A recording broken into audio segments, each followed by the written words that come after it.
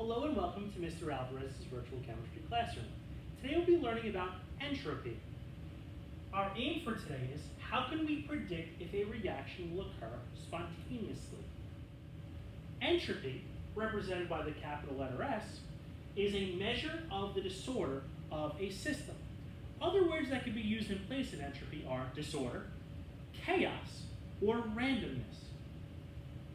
An increase in entropy, so more randomness, more chaos, favors the spontaneous chemical reaction, which means it would happen on its own, spontaneously. And that's represented by a positive delta S value. A decrease in entropy, decrease in randomness or chaos, favors the non-spontaneous chemical reaction, which means it won't happen on its own. And that's represented by a negative delta S value. The law of disorder states that the natural tendency is for a system to move in the direction of maximum disorder, maximum chaos, or maximum randomness. Pretend that this is your room at the beginning of a week. It's nice and organized. All the books are on the bookshelf in their proper location, the toys are in this blue bin, and all the clothes are put away, either in the closet or in the dresser drawers, and the desk is neat and orderly. However, as the week goes on and things get busy, you have schoolwork, classwork, work after school, things just kind of get thrown about. So your room, without really putting any energy into it, becomes this chaotic mess. Over time, it spontaneously becomes more random, more disordered. It took a lot of energy over the weekend to make your room nice and ordered, nice and clean, and then it just happened to, over the course of the week, just become this chaotic mess. In terms of states of matter, as the state of matter for a particular substance goes from solid to gas, entropy increases. The most ordered, so the least entropy, the least chaos, is in the solid form. All the particles are arranged in fixed, rigid, geometric position. They're there in their shape, and they're vibrating, but they're not really moving too much. As you go to liquid, more randomness, more chaos, a little bit more disorder, so you have more entropy. Now the particles are able to slide past each other.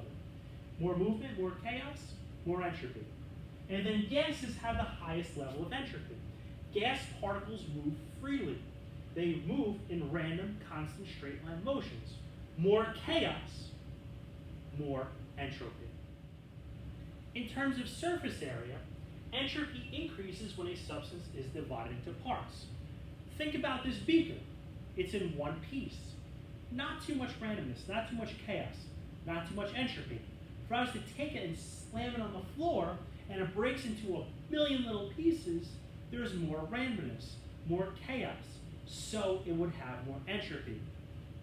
More pieces, smaller particle size, more entropy. Next is total number of molecules. Entropy tends to increase in a chemical reaction in which the total number of product molecules is greater than the total number of reactant molecules. Here in this example, we have two H2Os in the reactant side. Then, when it undergoes electrolysis, the water splits up into two H2 molecules and one O2 molecule. 1, 2, 3 molecules. We started in the reactant side with 2 molecules and we ended in the product side with 3 molecules. So entropy increased because we got a greater number of molecules. More molecules, more chaos, more entropy. Next is temperature. Entropy tends to increase when the temperature increases. Why is that? Well, when you add heat and the temperature rises, temperature is the measure of the average kinetic energy of the particles. So more temperature, the particles are moving faster. The faster the particles are moving, the more randomness, the more chaos they have. So the higher the level of entropy. We can use Gibbs free energy to figure out whether or not a reaction will occur spontaneously. Gibbs free energy can be used to predict the spontaneity of a reaction, and it ties together the delta H, enthalpy, and the delta S, change in entropy, the two driving forces of reactions. The formula is delta G, so the change in Gibbs free energy, equals delta H, change in enthalpy, or heat of reaction, minus temperature times delta S, change in entropy. Systems in nature tend to undergo changes towards lower energy, exothermic, and higher entropy. So the universe favors more chaos and a lower level of energy. So in summary, if we have an exothermic reaction, which means a negative delta H value, and an increase in entropy, more chaos, more disorder, that will always be a spontaneous reaction. However, if we have an endothermic reaction, so a positive delta H value, but we still increase the level of chaos, the reaction will only be spontaneous if the T times delta S, the entropy times temperature, is greater than the delta H value.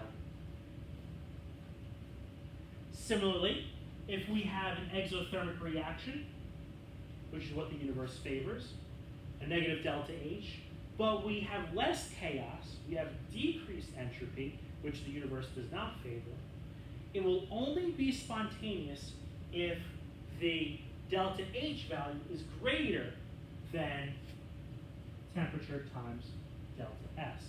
This must be greater. And finally, a reaction will never be spontaneous if you have an endothermic reaction, so positive delta H, and you have a decrease in entropy, so less chaos. So this is the opposite of what the universe tends to favor. The universe tends to favor exothermic, releasing energy, and more chaos, higher levels of entropy. So if you reverse that, endothermic, and you decrease entropy, that will never be spontaneous. You can figure out if a reaction is spontaneous with these two conditions, endothermic with more entropy and exothermic with less entropy, by using the Gibbs free energy equation. Let's try the first 5 problems of this worksheet together. Entropy is the degree of randomness of a substance. The symbol for change in entropy is delta S. Solids are very ordered and have low entropy. Liquids and aqueous ions have more entropy because they move about more freely. And gases have an even larger amount of entropy.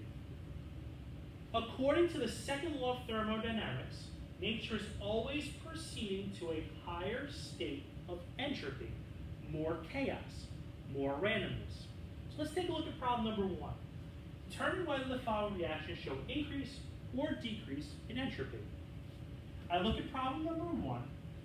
I have one reactant in the solid form and 2 different products, one in the solid and one in the gas form.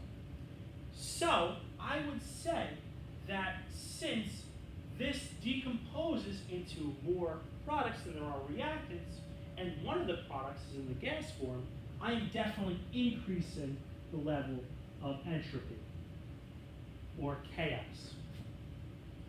Number 2, I have H2O liquid and it goes to H2O solid. Since solids are more ordered, less chaotic, less random than liquids, it seems that the entropy level is decreasing for question number 2. Number 3, I have N2 and 3 H2s.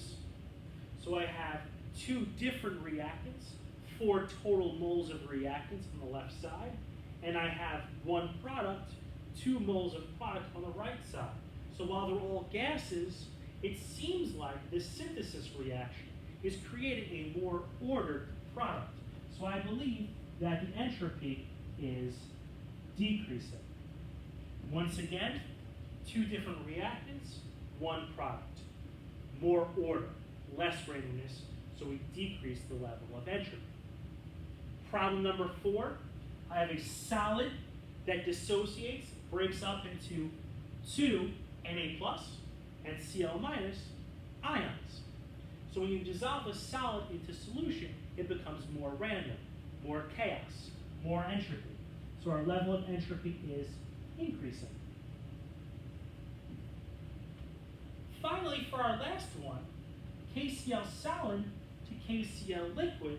Well, liquids are more random, more chaotic than solids, so entropy is going to increase.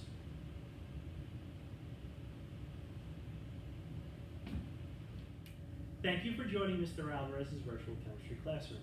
Today we learned about entropy. Entropy is the measure of randomness, chaos, disorder in a system. Remember, the universe tends to favor a lower level of energy and a greater level of entropy. So the universe favors more randomness, but exothermic reactions. Thank you again for joining us. I hope you learned something today. Have a good day.